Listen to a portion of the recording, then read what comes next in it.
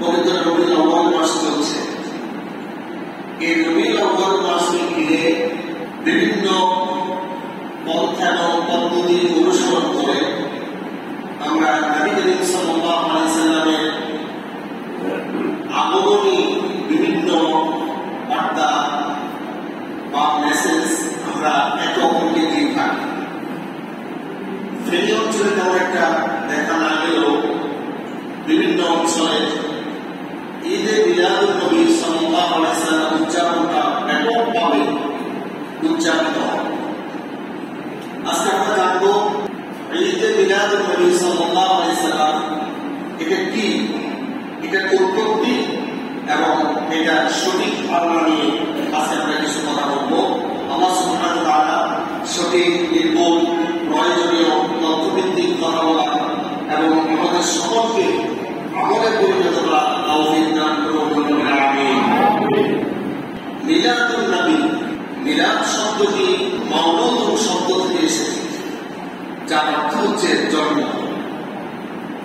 নবী অর্থ নবী, মিলাদুন নবী অর্থ নবীজির জন্ম। মিলাদুন নবী অর্থই হচ্ছে নবীজির জন্ম। এখন অনেক ক্ষেত্রে দেখা যায় আমাদের দেশে যে প্রচলিত মিলাদ আছে, আমরা এই মিলাদগুলো করতে থাকি। আমরা বলে থাকি যে নামাজের পরে মিলাদ আছে। মিলাদ আছে মানে কি? জন্ম আছে। মিলাদ অর্থ কি? জন্ম। কিন্তু সবাই বলেন মিলাদ অর্থ কি? জন্ম। এখন বাকি নামাজের পর মিলাদ আছে, তার মানে কি? জন্ম আছে। তাহলে নামাজের পর জন্ম আছে, তার জন্ম। আচ্ছা, মিলাদে যা কিছু করা হয় এখানে কি জন্মের সাথে কোন কানেকশন আছে? তাহলে প্রথম শব্দটাই আমাদের ভুল। এখন মিলাদ যে আমরা করি, আমি মনে করি মিলাদের চাইতে দুরূদ ইব্রাহিম পড়া আল্লাহর কাছে সবচাইতে শ্রেষ্ঠ। আমি আপনাকে অথেন্টিক ভাবে কথা বলতে পারি, মিলাদের শুরু থেকে শেষ পর্যন্ত আমরা যা কিছু করি, যেমন সারা দুনিয়া রাসূলুল্লাহ আলাইহি আল্লাহুম্মা সাল্লি আলা, এগুলো গান গানে যেতে করি, বালাল ওয়ালা বিজামাল মারহাবায়া মারহাবায়া, এরপরে ইয়া নবী সালাম আলাইকুম। এই যে মিলাদের শুরু থেকে শেষ পর্যন্ত যা কিছু আমরা করি একটাও হাদিসে নাই, সবগুলো মানুষের বানানো দুরূদ শরীফ। আচ্ছা, দুরূদ কি মানুষ বানাইতে পারে? না। কিন্তু বানাইছে যেটা, সেটাকে দুরূদ বলে ছাড়াই দিয়েছে। আপনি দেখুন, কেউ যদি একবার দুরূদ শরীফ রাসূল করিম সাল্লাল্লাহু আলাইহি সাল্লামের সামনে পড়ে, নবী করিম সাল্লাল্লাহু আলাইহি সাল্লাম বলেন দুরূদ শরীফ পাঠকারীর উপর আল্লাহ তাআলা 10টা রহমত নাযিল করেন। সুবহানাল্লাহ। 10টা গুনাহ আল্লাহ তাআলা নগদে তাকে ক্ষমা করে দেন। এরপর 10 গুণ তার মর্যাদা আল্লাহ তাআলা অন্যের তুলনায় বৃদ্ধি করে দেন।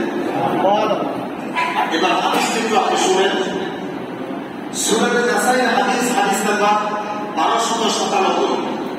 عن انس بن مالك رضي الله تعالى عنه قال رسول الله صلى الله عليه وسلم من صلى صلاة واحدة صلى الله عليه 10 صلوات। বাংলা কালমা নবী করিম সাল্লাল্লাহু আলাইহি ওয়াসাল্লাম বলেছেন, মান সাল্লা সালাতান ওয়াহিদাতান, কেউ যদি একবার আমার উপর দুরূদ শরীফ পড়ে, সাল্লাল্লাহু আলাইহি 10 সালাওয়াত, আল্লাহ তাআলা তার উপর 10টা রহমত নাযিল করবেন। সুবহানাল্লাহ। ওয়া হুত্তাত আনহু 10 খতিআত, আল্লাহ সুবহানাহু ওয়া তাআলা তার আমলনামা থেকে 10টা গুনাহ ক্ষমা করে দিবেন। সুবহানাল্লাহ। এরপর নবী করিম সাল্লাল্লাহু আলাইহি ওয়াসাল্লাম বলেন, আরফিআত লাহু 10 দারাজাত, উম্মতের তুলনায় আল্লাহ তাআলা 10 গুণ তার দরজা, তার মর্যাদা আল্লাহ তাআলা বৃদ্ধি করে দিবেন। সুবহানাল্লাহ। এখন দুরূদ শরীফ পড়লে আল্লাহ তাআলা অনেক ফজিলত দিবেন। 10টা গুনাহ ক্ষমা করবেন, 10টা এটা কি রাসূলের শিখানো দুরূদ শরীফ পড়তে দিবে না মানুষের বানানো দুরূদ শরীফ পড়তে দিবে? আপনার বিবেকে কি বলে? মানুষের যেটা বানাইছে ওটা পড়লে আল্লাহ তাআলা এই বরকতগুলো দিবে না রাসূলের শিখানো দুরূদ পড়তে দিবে? রাসূলের শিখানো দুরূদ পড়তে হবে। এখন আমরা যে বিদাতগুলো পড়ি, এটা পড়লে কি লাভ? এটা লাভ সম্পর্কে আমি তেমন একটা কিছু পাই না, তবে আমি যেটা মনে করি, এটা আমরা ইসলামী সঙ্গীত গাই, আল্লাহ প্রশংসা নিয়ে বিভিন্ন গান গায়, তাই না ভাই? আল্লাহর নামে রাসূলের নামে বিভিন্ন গজল গায় না? এই গজলগুলো গাইলে যেটুকু ফজিলত, যেটুকু মর্যাদা, এই মিলাদ পড়লে এতটুকু মর্যাদা।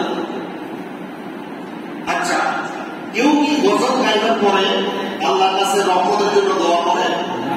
কারণ এটার মর্যাদা খুবই সামান্য, কিন্তু মিলাদ শরীফ পড়ার পর আমরা কি করি? দোয়া করি। তারপরে আমাদের চিন্তা হচ্ছে এই মিলাদগুলো পড়লে আল্লাহ রহমত পাওয়া যাবে।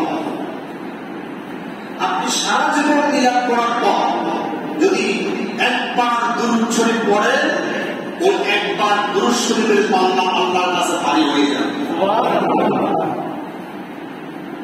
আপনি কি খেয়াল করেছেন, আপনি যখন একবার দুরূদ শরীফ পড়বেন, 10টা রহমত আল্লাহ তাআলা আপনাকে আপনার চতুর্দিকে ঘিরে ফেলবে। আচ্ছা, এই যে আমরা পূর্ব, পশ্চিম, উত্তর, দক্ষিণ এভাবে দিক গণনা করি না? সবাই কিন্তু আমার সাথে কথা বলতেছে না। দিক কয়টা? 4টা না 10টা। কয়টা দিক? 10টা। পূর্ব, পশ্চিম, উত্তর, দক্ষিণ, ঈশান, বায়ু, অগ্নি, নৈবেদ্য। কয়টা হলো? 8টা। উত্তর, অধ। কয়টা হলো? 10টা। আল্লাহর বান্দা যখন একবার রাসূলুল্লাহর সামনে দুরূদ শরীফ তেলাওয়াত করে, দুরূদ শরীফ পাঠ করে, আল্লাহ তাআলার পক্ষ থেকে 10টা রহমত তার চতুর্দিক থেকে তাকে ঘিরে ফেলে। তার উপর কোন ধরনের বিপদ মুসিবত আর আসতে আল্লাহ তাআলা দেয় না, কারণ সে আল্লাহ রাসূলের সামনে দুরূদ শরীফ পড়েছে। সুবহানাল্লাহ। 10টা রহমত 10 দিক থেকে আপনাকে ঘেরাও করে নেবে। আল্লাহ তাআলা আপনাকে কুদরতি রহমতের চাদরের মধ্যে আবৃত করে নেবে। আপনার সমস্ত দুঃখ, দুর্দশা, বিপদ, মুসিবত, আসমানি জমিনি যত ধরনের বলা মুসিবত আছে, সকল বলা মুসিবত থেকে হেফাজতের দায়িত্ব নিয়ে নেন তিনি কে? আল্লাহ। আমরা দুরূদ শরীফ পড়ব ইনশাআল্লাহ। এটা আমি আলোচনা শুরু করার সময় যদি পড়তাম আল্লাহুম্মা সাল্লি আলা, আপনারা এখন এসে উঠে গেছে না? আপনারা খুব আনন্দ পাইতেন, কিন্তু এটার কোনো দাম নাই, এটা মানুষে বানাইছে। আমি যেটা বলি আল্লাহুম্মা সাল্লি আলা মুহাম্মাদ ওয়া আলা আলি মুহাম্মাদ কামা সাল্লাইতা আলা ইব্রাহিম ওয়া আলা আলি ইব্রাহিম ইন্নাকা হামিদুম মাজিদ। আল্লাহুম্মা বারিক আলা মুহাম্মাদ ওয়া আলা আলি মুহাম্মাদ কামা বারাকতা আলা ইব্রাহিম ওয়া আলা আলি ইব্রাহিম ইন্নাকা হামিদুম মাজিদ। এই দুরূদ শরীফটা শিখেছেন স্বয়ং মুহাম্মদ রাসূলুল্লাহ সাল্লাল্লাহু আলাইহি ওয়াসাল্লাম। এই দুরূদ শরীফটা পড়লে আপনাকে 10 দিক থেকে 10টা রহমত দিয়ে হেফাজত করবেন তিনি কে? আল্লাহ। 10টা গুনাহ ক্ষমা করে দিবেন তিনি কে? আল্লাহ। 10টা মর্যাদা আপনার বৃদ্ধি করে দিবেন তিনি কে? তাহলে কি আমরা মিলাদ সম্পর্কে, দুরূদ সম্পর্কে পার্থক্য বুঝতে চাই? তার বলতে চাচ্ছিলাম মিলাদুন নবী, মিলাদুন শব্দটি মাউলুদ শব্দ থেকে এসেছে, যার অর্থ হচ্ছে জন্ম। মিলাদুন নবী মানে রাসূলের জন্ম। এখন নবীজি সাল্লাল্লাহু আলাইহি ওয়াসাল্লাম কত সালে জন্মগ্রহণ করেছেন, কোন মাসে জন্মগ্রহণ করেছেন, কোন তারিখে জন্মগ্রহণ করেছেন? আমি কয়টা কথা বললাম? সবাই কিন্তু আমার সাথে কথা বলে নেয়। 3টা, সাল, মাস, তারিখ। এটা কোন কোরআনে এবং হাদিসে পাওয়া যায় না। রাসূলের জন্মস্থান সম্পর্কে যতটুকু জানা যায়, তিনি আমাল ফিলের বছর জন্মগ্রহণ করেছেন। আমল ফিল কি? সেটা হচ্ছে একটা ঐতিহাসিক ঘটনা। আপনারা জেনে থাকবেন নবী করিম সাল্লাল্লাহু আলাইহি ওয়াসাল্লাম জন্মে কিছুদিন আগে, 1.5 থেকে 2 মাস আগে একটা ঘটনা ঘটেছিল মক্কা মুকাররমা। তৎকালীন ইয়ামেনের বাদশা ছিল আব্রাহা। ইয়ামেনের রাজধানীর নাম হচ্ছে সানা। ওই আব্রাহা বাদশা সে চিন্তা করে দেখলো মক্কায় মুকাররমায় মানুষগুলো হজ এবং উমরা পালনের জন্য দূর দূরান্ত থেকে আসে, এটা তার পছন্দ হলো না। সে কি করলো, ইয়ামেনের রাজধানী সানাতে একটা বড় করে একেবারে ঐশ্বর্যপূর্ণ একটা গির্জা তৈরি করল আর ঘোষণা দিল, তোমরা মক্কায় যাওয়ার দরকার নেই, এই গির্জা এসে তোমরা ইবাদত করলে আল্লাহকে খুশি করতে পারবে। বিভিন্ন আরব গোত্রের মানুষগুলো তাদের ভিতরে এই কথাটা শোনার পর ক্ষোভের সৃষ্টি করল। এখন তৎকালীন কিছু দুষ্ট প্রকৃতির গোলাপাই আছে না, এরকম কিছু দুষ্ট প্রকৃতির একটা ছেলে জায়গা ওই গির্জার ভিতরে বাথরুম করে দিচ্ছে। আব্রাহার কাছে ঘটনাটা বলা হলো, আব্রাহা সে সন্দেহ করলো এই কাম তারাই করতে পারে যারা কাবাঘরের প্রতি যাদের আন্তরিকতা, শ্রদ্ধা, ভালোবাসা আছে, তারাই এই কাজ করবে, আপনিও করবেন। সুতরাং সেই সিদ্ধান্ত নিল, আমি কাবাঘরকে ধ্বংস করি, মাটির সাথে মিশিয়ে দিয়েছে। ইয়ামেন থেকে সে বিশাল বাহিনী নিয়ে মক্কার দিকে রওনা হল। ওই বাহিনীর সাথে অনেকগুলো হাতি ছিল। ওই হাতিগুলো সহ একটা সৈন্যবল দলবল সে সৃষ্টি করে মক্কায় মুকাররমার দিকে রওনা করল। মক্কার কিছু দূর এসে তারা সেখানে বিশ্রাম করল। সেখান থেকে তারা রওনা করার জন্য চেষ্টা করত, অর্থাৎ সেখান থেকে রওনা করবে, অর্থাৎ সে আক্রমণ করবে, কাবাঘর ভেঙে দিবে, মিশিয়ে ফেলবে। আল্লাহ সুবহানাহু ওয়া তাআলা বিস্তারিতভাবে সূরা ফিলের মধ্যে আলোচনা করেছেন। আল্লাহ সুবহানাহু ওয়া তাআলা বিশাল হাতি বাহিনীকে ধ্বংস করার জন্য একটা ছোট হাতি প্রেরণ করলেন। ওয়ারসালা আলাইহিম তায়রান আবাবিল, আবাবিল অর্থ কি? ঝাঁকে ঝাঁকে যাকে যাকে ছোট ছোট কিছু পাখিদেরকে আল্লাহ তাআলা প্রেরণ করলেন। তাদের মুখের মধ্যে ছিল অঙ্ক আর পায়ের মধ্যে ছিল অঙ্ক। বিভিন্ন মুফাসসিরিন কেরাম বলেছেন অঙ্কগুলো খুব ছোট। ধরুন মশারির ডাল দেখছেন, মশারির ডাল দেখছেন ভাই? মশারির ডাল যতটুকু কতটুকু পরিমাণ একটা অঙ্ক। এটা পাওয়ার কেন জানেন?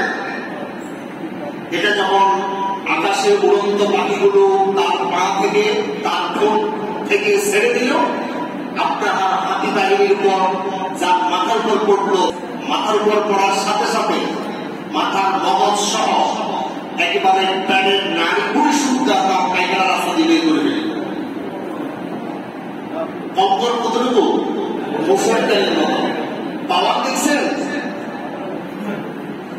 আচ্ছা, এই পাওয়ারটা কে দিছে? নবী করিম সাল্লাল্লাহু আলাইহি সাল্লাম যখন আপেল মধ্যে বেষ্টনের মধ্যে পড়ে গেল, আল্লাহ তাআলা বলছেন, ইয়া রাসূলুল্লাহ, হাতের মুষ্টি ভরা আপনি এক মুঠ বালি দেন আর বালিগুলো আপনি চতুর্দিকে ছিটিয়ে দেন। ছিটিয়ে দেওয়ার সাথে সাথে আল্লাহ তাআলা প্রত্যেকটা বালি যে কাফেররা রাসূল করিম সাল্লাল্লাহু আলাইহি সাল্লামকে হত্যা করার জন্য রাসূলকে চতুর্দিক থেকে পরিবেষ্টন করে আছে, প্রত্যেকের চোখে আল্লাহ তাআলা পৌঁছে দিয়েছেন।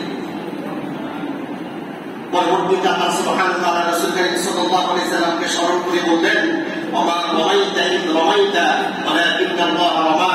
ইয়া রাসূলুল্লাহ, আপনি শুধু এই বালিগুলো নিক্ষেপ করেছেন আর প্রত্যেকটা বালিকে কাফেরদের চোখে পৌঁছানোর দায়িত্ব আমার পুত্র গ্রহণ করেছে। সুবহানাল্লাহ। এটা আমার অঙ্গ, এটা আমার পথ।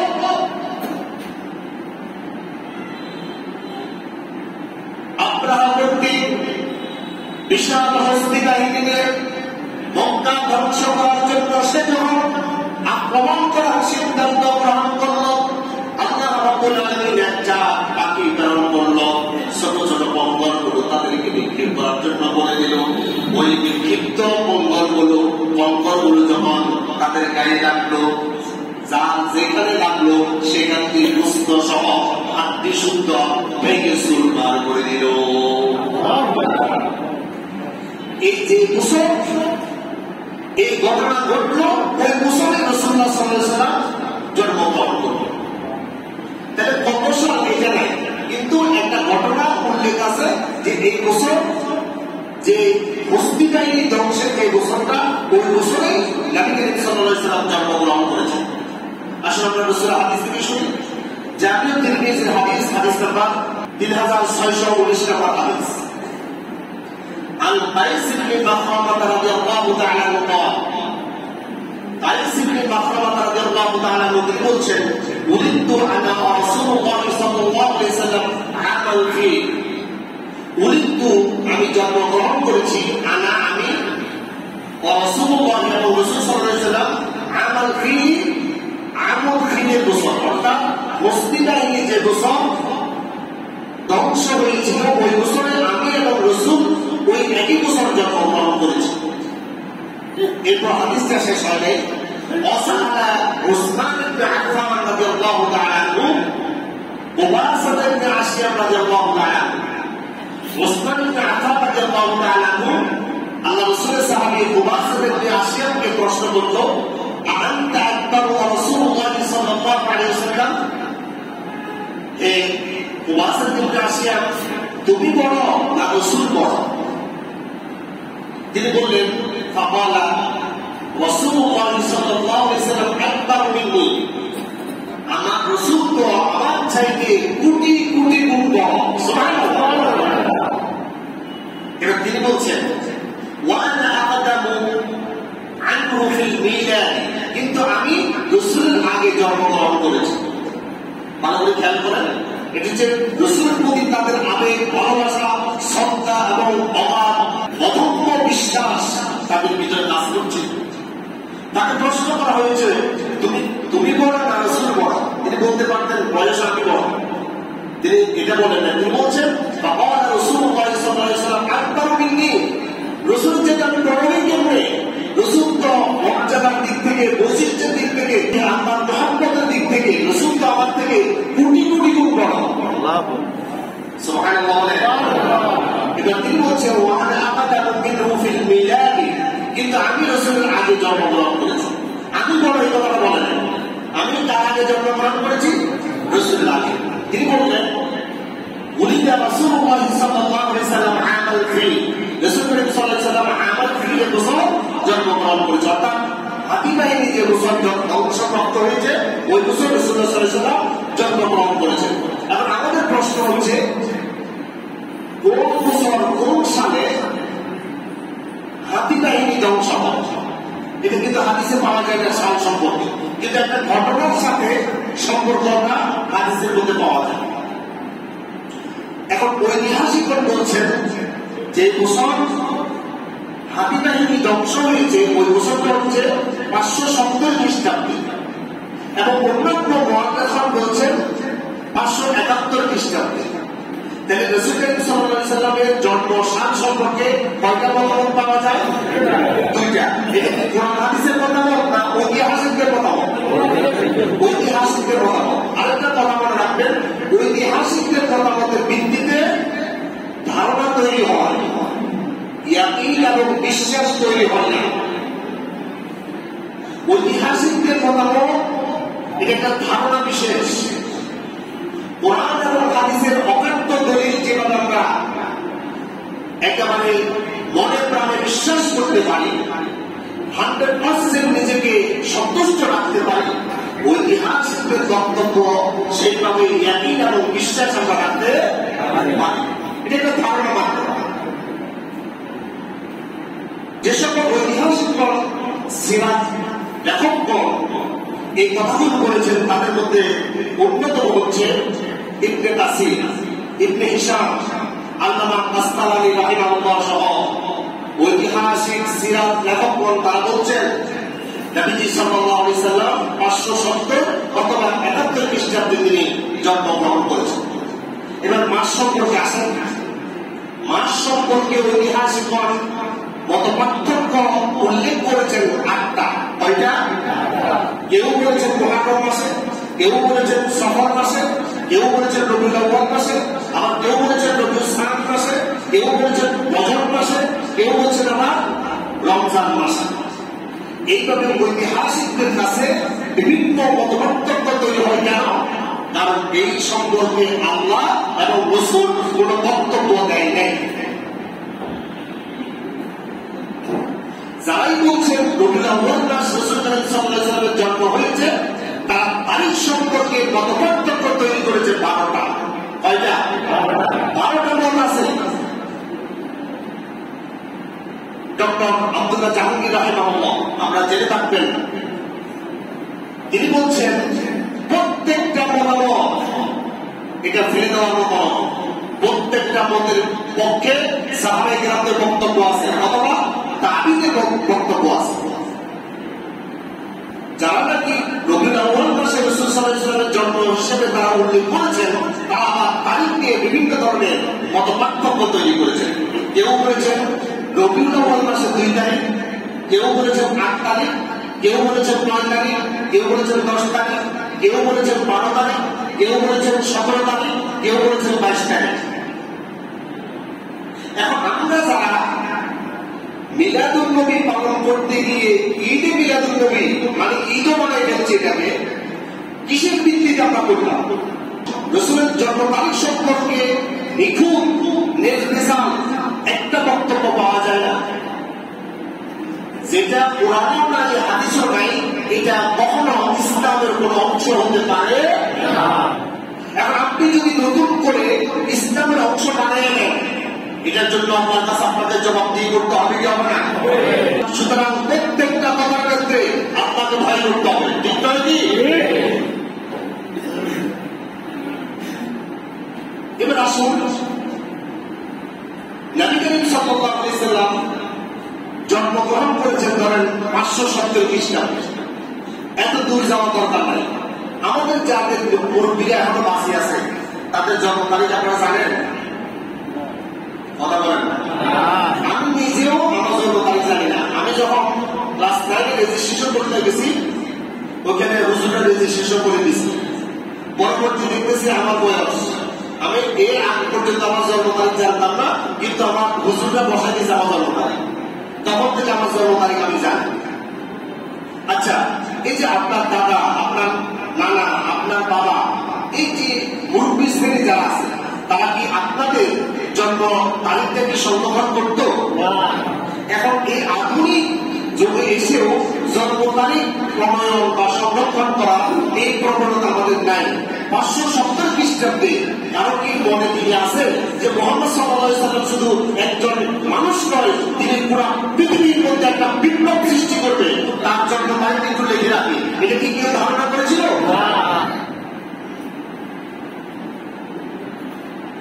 এখন আসেন আমরা রাসূলের জীবনের সাথে একটু মিলিয়ে দেখি। রাসূল সাল্লাল্লাহু আলাইহি ওয়াসাল্লাম তার জন্ম সম্পর্কে কোন ইবাদত বান্দেগী করতেন কিনা? আমরা তো বিভিন্ন ইবাদত বানাইছি না ভাই? কিছুদিন আগে দেখলাম যে কয়েকদিন আগে ঢাকাতে ঈদে মিলাদুন নবীর জুলুস চলছে, বিশাল শোডাউন। আগামীকালকে হবে চট্টগ্রাম। আচ্ছা আসুন আমি একটু মিলিয়ে দেখি রাসূল সাল্লাল্লাহু আলাইহি ওয়াসাল্লাম কিভাবে তার জন্ম তারিখটা পালন করতেন। নবী করিম সাল্লাল্লাহু আলাইহি ওয়াসাল্লাম জন্ম তারিখ পালন করতেন প্রতি সপ্তাহে একবার। তাহলে রাসূল করিম সাল্লাল্লাহু আলাইহি ওয়াসাল্লাম কি সাপ্তাহিক মিলাদুন নবী পালন করতেন না বাৎসরিক? সাপ্তাহিক। কথা বুঝাই না? সবাই বলেন না কি সাপ্তাহিক না বাৎসরিক? আমরা করি কি সাপ্তাহিক না বাৎসরিক? বাৎসরিক। আচ্ছা এই গত রবিউল আউয়াল মাসে যে জশ্নে জুলুস হয়েছে, মাঝখানে আর কোনো জশ্নে জুলুস হয়েছে? আবার এই মাসে হচ্ছে কি হচ্ছে না? তার মানে যারা করতেছে এটা কি বাৎসরিক করে না সাপ্তাহিক করে? কিন্তু রাসূল করতো সাপ্তাহিক। কিভাবে করতেন? জশ্নে জুলুস করতেন না মিলাদ শরীফ পড়াতেন না খাজুর খাওয়াইতেন না জিলাপি খাওয়াইতেন? রাসূল করিম সাল্লাল্লাহু আলাইহি ওয়াসাল্লাম প্রতি সপ্তাহ সোমবার তিনি রোজা রাখতেন। কি করতেন ভাই? রোজা রাখতেন। আসলে আমরা রাসূলের হাদিস থেকে শুনি কেন তিনি রোজা রাখতেন। সহিহ মুসলিম শরীফের হাদিস, হাদিস নাম্বার 2640। عن أبي قتادة الأنصاري رضي الله تعالى عنه قال أن رسول الله صلى الله عليه وسلم سئل عن صوم الاثنين। রাসূলকে প্রশ্ন করা হলো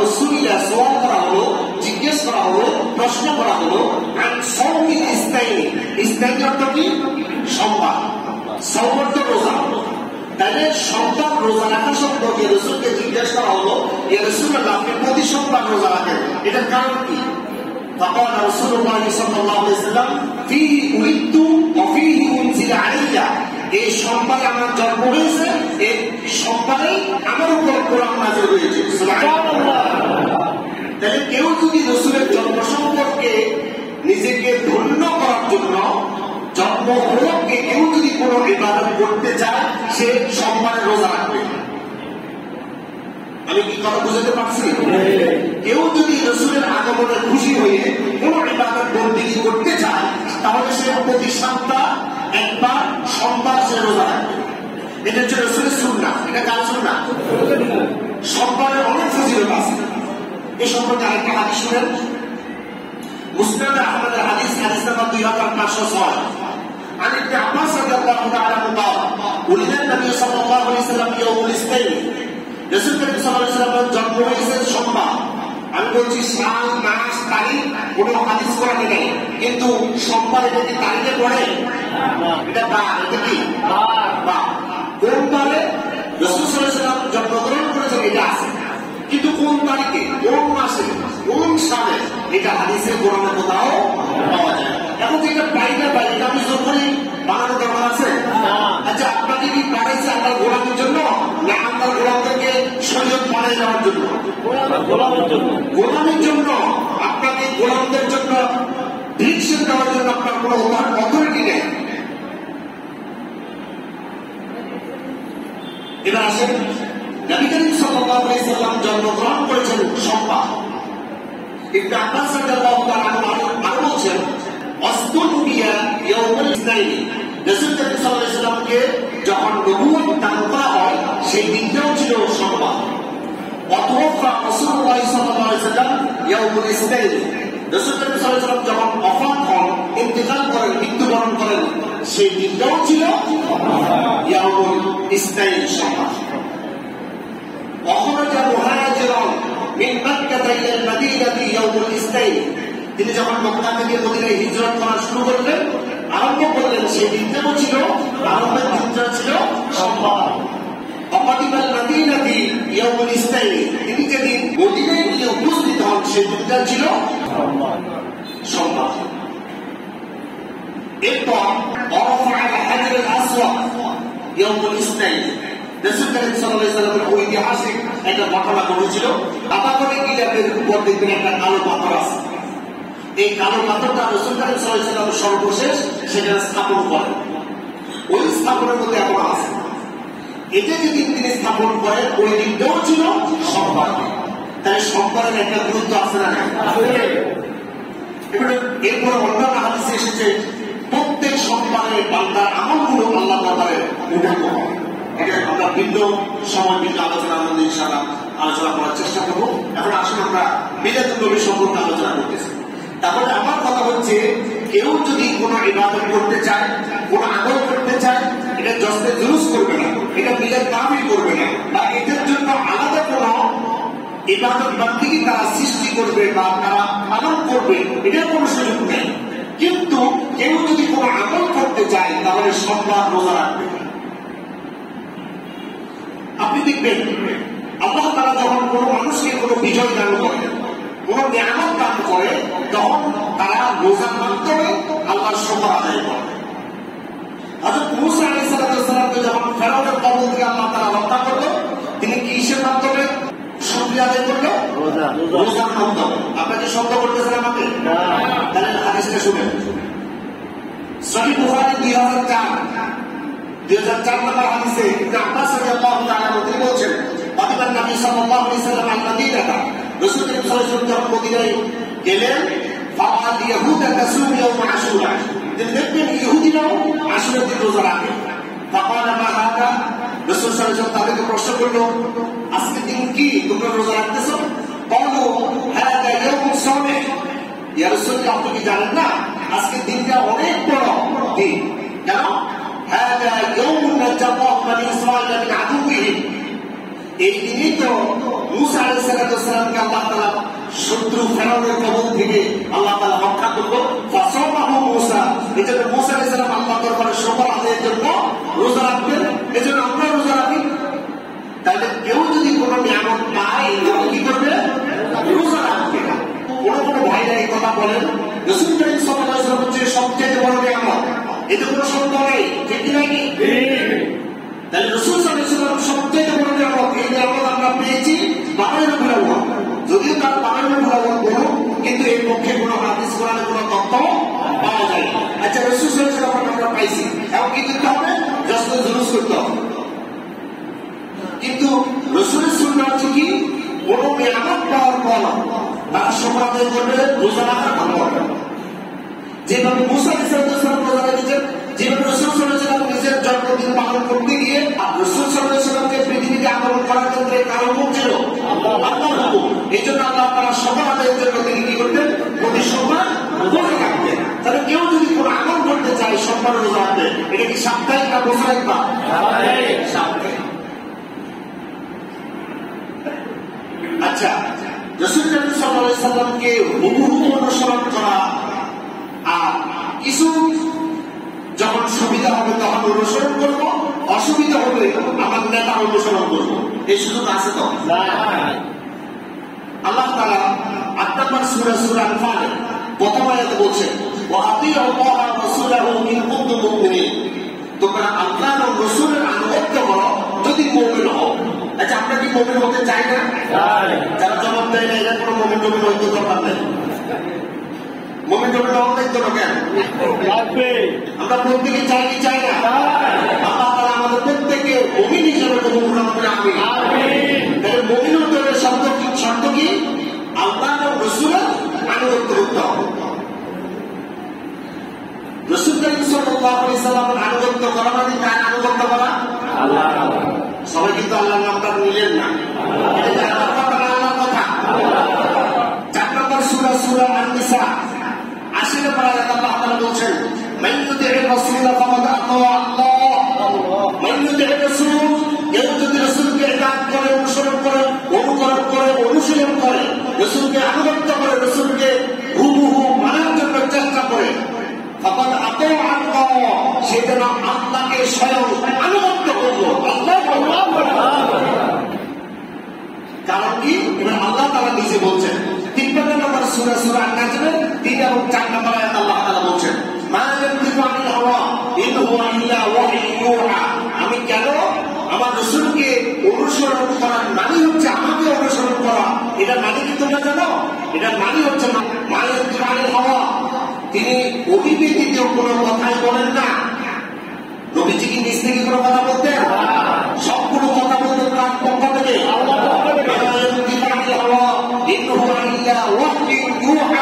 যতক্ষণ আমার পক্ষ থেকে ওহী আসতো না ততক্ষণ পর্যন্ত আমার নবী চুপ থাকতো। তাহলে রাসূল কথা বলে মানে কে কথা বলে? আল্লাহ তাআলা বলছেন, তোমরা দেখতেছো মুহাম্মদ রাসূলুল্লাহ কথা বলছে, আমি আল্লাহ সাক্ষী দিচ্ছি মুহাম্মদের জিহ্বা দিয়ে আমি আল্লাহ কথা বলছি।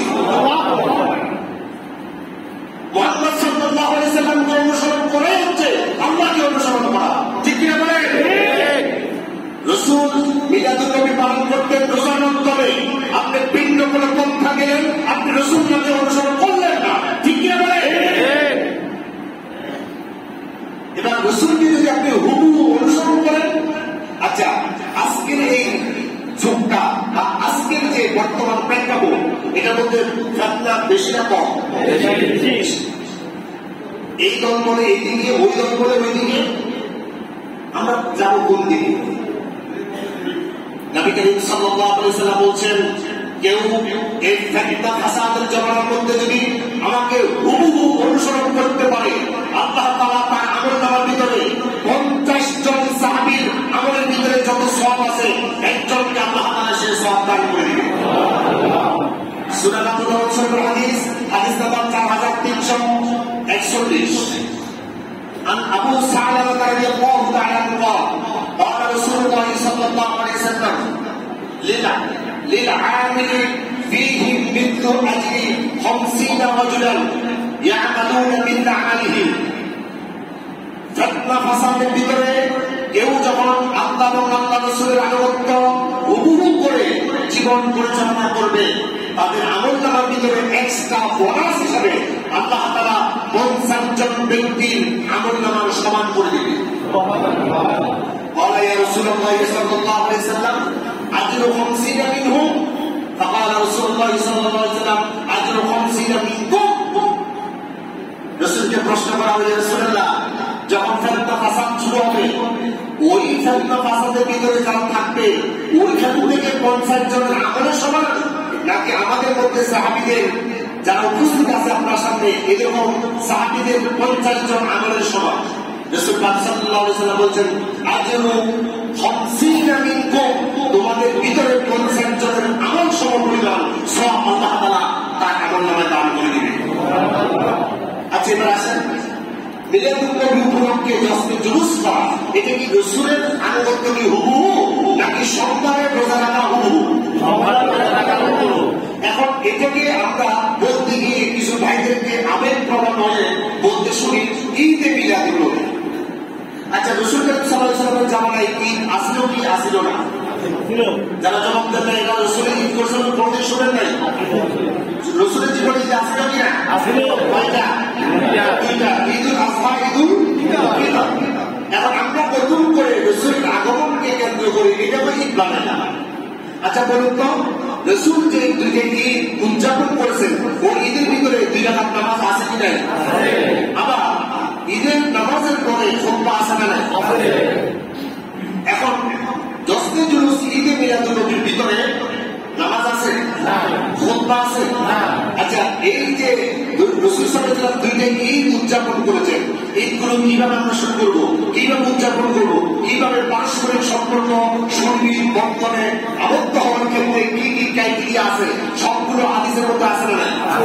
জশ্নে জুলুস কিভাবে শুরু করবেন, কিভাবে শেষ করবেন, কিভাবে এটাকে সেলিব্রেট করবেন, এটা হাদিসে আছে তো? হাদিসে নাই মানে রাসূলুল্লাহ এটা বলে নাই। রাসূলুল্লাহ যেটা বলে নাই এটা কখনো ইবাদত হতে পারে না। আমরা এটাকে কেন্দ্র করে আমরা বলি সকল ঈদের সেরা ঈদ ঈদে মিলাদুন নবী। আচ্ছা, রাসূল যেটা করছে এটা সেরা না আমরা যেটা বানাইছি এটা সেরা?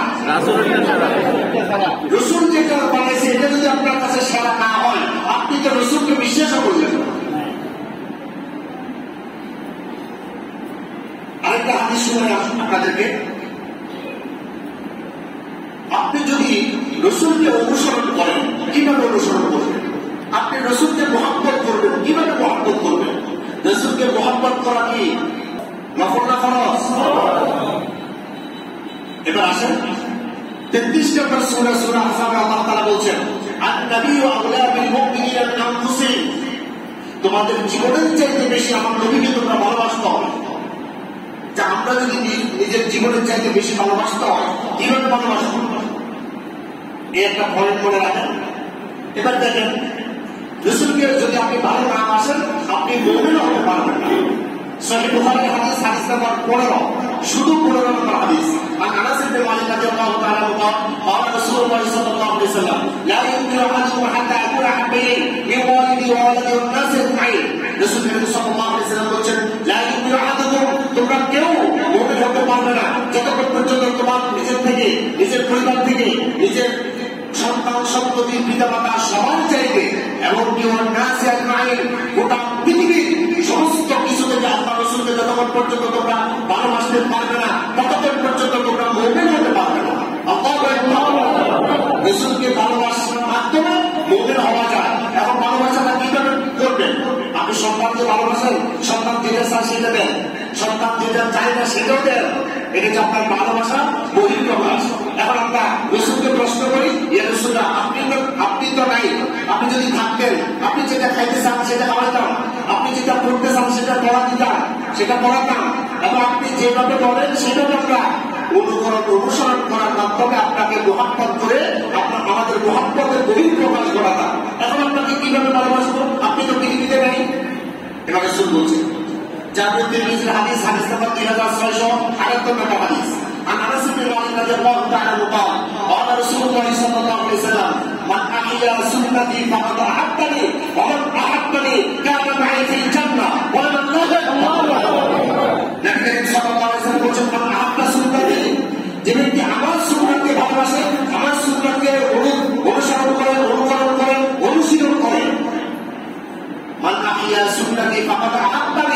যে ব্যক্তি আমার সুন্নাত পালন করলো সে আমাকে ভালোবাসলো। এবং আহাব্বানি কানা মাই ফিল জান্নাহ, যে ব্যক্তি আমাকে ভালোবাসলো সে আর আমি একসাথে একই জান্নাতে থাকবো। সুবহানাল্লাহ। নবী করিম সাল্লাল্লাহু আলাইহি ওয়াসাল্লাম ইন্তেকাল করেন 11 হিজরিতে। সর্বশেষ সাহাবী আবু তুফাইল রাদিয়াল্লাহু তাআলা আনহু ইন্তেকাল করেন 101 হিজরিতে। অর্থাৎ নবী করিম সাল্লাল্লাহু আলাইহি ওয়াসাল্লাম পৃথিবী থেকে বিদায় নেওয়ার পর সাহাবায়ে কেরাম 90 বছর পর্যন্ত পৃথিবীতে জীবিত ছিল। একজন সাহাবী রাসূলকে যে মহব্বত করত, ওই মহব্বতের কোটি নামের একটা বলে আমরা করতে পারবো না। ওই সাহাবায়ে কেরাম 90 বছর পৃথিবীতে জীবিত ছিল। একদিনের জন্য তারা জশ্ন জুলুস করে নাই, রাসূলুল্লাহর জন্মদিন পালন করেন নাই। আজকে 1400 বছর পরে এসে আমি আপনি যখন এই মিলাদুন নবীর পক্ষে আমরা জশ্ন জুলুস করতেছি, তার মানে আমরা রাসূলুল্লাহকে অনুসরণ বাদ দিয়ে ফিল পূজা আর ধর্ম পূজা করার জন্য আমরা অনুপ্রাণিত করার চেষ্টা করছি, ঠিক নয় কি?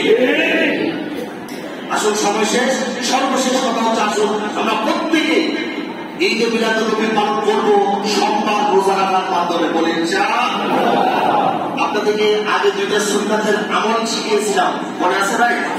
একটা হচ্ছে গরমের দুকার স্নান আর হচ্ছে পেশাব করা, এটা চলছে তো ইনশাআল্লাহ। আরেকটা আজকে আপনাদেরকে আমার আলোচনার ভিতর থেকে আপনাদেরকে একটা আমল দিব। আমরা প্রতিদিন 100 বার করে আমরা দুরূদ ইব্রাহিম পড়বো। পড়া যাবে না ভাই? 5 ওয়াক্ত নামাজ আমরা পড়ি, যারাই পড়ি, যারা পড়ে না তাদের কথা বাদ, যারা পড়ি তারা প্রত্যেক ওয়াক্ত নামাজের শেষে 20 বার করে পড়বো। তাহলে 5 20 কত হবে? 100। পড়া যাবে তো ইনশাআল্লাহ। আল্লাহ তাআলা তৌফিক দান করুন। আমরা আমি দুরূদ শরীফের ফজিলত অনেক বেশি, 70টারও বেশি ফজিলত আছে, বিভিন্ন বর্ণনা থেকে পাওয়া যায় এই দুরূদ পাঠ করার ব্যক্তির জন্য। আমরা করব ইনশাআল্লাহ। আল্লাহ তাআলা আমাদেরকে তৌফিক দান করুন। আমরা আমি আদম আলাইহি ওয়া সাল্লাম আলাইহি তাওয়াক্কাল